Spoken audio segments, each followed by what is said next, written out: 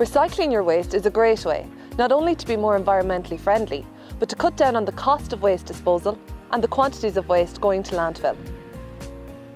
You can recycle items like cardboard, paper, tins and plastic, including items like shampoo and cosmetic bottles, in your recycling bin at home.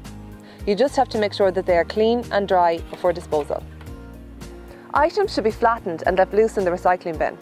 Avoid placing smaller items into larger ones, as this can cause problems for mechanical sorting machines and personnel later on in the recycling process.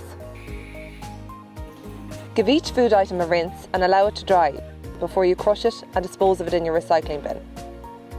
These items will be sorted and processed at a regional recycling centre before being repurposed for future use, and this recycling is of major benefit to the environment. If you are unsure whether or not an item can be recycled, please visit our website. Recycling is cheaper and more efficient for you, and another way to keep Sligo green.